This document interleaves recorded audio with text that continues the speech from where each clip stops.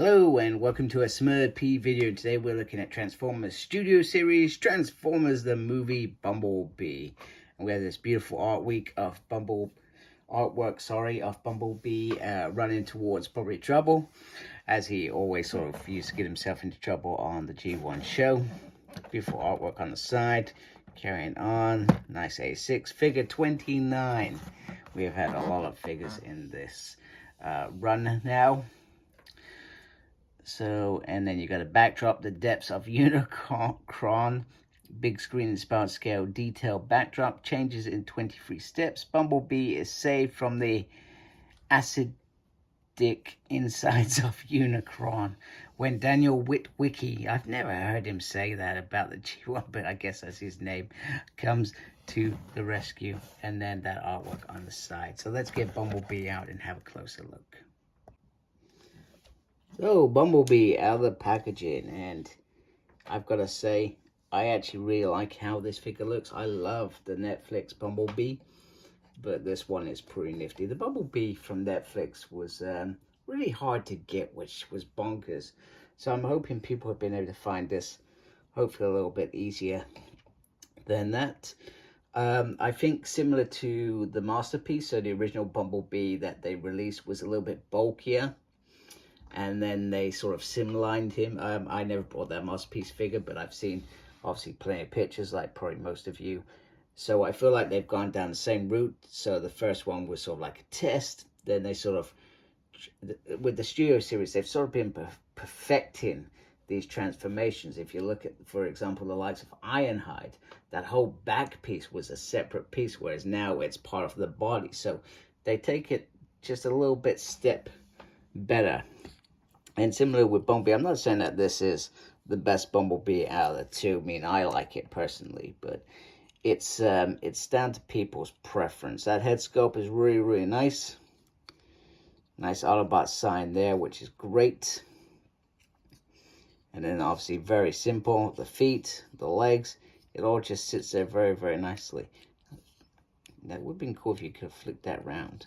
I find it bizarre that they've not done that. And then you got a little backpack. So very, very straightforward. Not much to really spend time yapping about. He has the perfect little gun, which we would all expect, and it's really well detailed. I don't know why they color these things different. And you've got this little piece here, which probably ruins it if you wanted to put it in that hand. So, for example, it's going to look like that. But that will become important in the transformation, of course. Why on earth they couldn't find a way for this plug to plug in somewhere, I don't know. That's probably the only thing that I can gripe about in terms of this robot mode. But yeah, it just looks very, very nice. There are some different yellows throughout it, which I find a little bit annoying.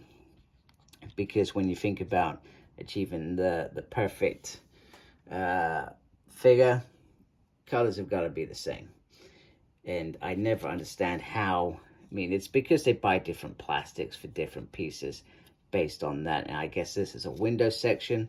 So, but then you got this section on the top, which is perfect. Yeah, I always find that weird. So articulation, arm can go round, can lift up like that. He has a single there. You can swivel on there as well. And the hands can swivel, which is great for a small bot because it doesn't usually happen. Head can go all the way around. Can turn all the way around on the waist, and I'm sorry, I'm doing a terrible job of not knocking my camera. You do 4 splits. You can kick forward. You can kick back. You have a swivel on the thigh. You can lift this piece like that, but you can also make it go forward, which gives you a little bit more leeway. There is this little piece here that lifts up like so, which is great, and it gives you a little bit of a movement there on there. So you can truly get this figure into some great little poses when he is fighting Decepticons. So without ado, let's transform and roll out. Okay, because I forgot to do it, there is the backdrop, which I'm not a fan of, but if you're a fan of, that's cool. And you can just sit your bot on there, looking all like he's won something important. So the transformation is really, really easy. Very, very nice. Nice little wheels, big one at the back, Little one at the front, works really, really well. This is where the gun goes on the back. I'm not a fan of it. Don't get me wrong, it's a small bot, so it's probably harder for them to find a way for this to fit under here, but I feel like there's a big gap there that could have easily been utilized to achieve this, if that's what they wanted to achieve. Transformation actually is a lot of fun and really, really easy. I didn't have a difficult time at all, and I think it went very smoothly. Nice Autobot sign on the top. If I remember rightly, I feel like it would have been cool if there was a way to flip that inside. So the original Masterpiece Bumblebee, you were able to flip that inside. I feel if they had achieved that piece, that would have been quality, or have a force swap out. Oh no, the Autobot sign here was always here, so it feels sort of relevant that that would remain. So very, very nice little bot. Can roll very, very nicely, and you can see what I mean about the yellow being different to this beautiful yellow here, which is a tad bit disappointing. There are a few little pins as well, not the end of the world. So there we go. There is little Bumblebee. I like this old mode. I feel like it's a perfect little size.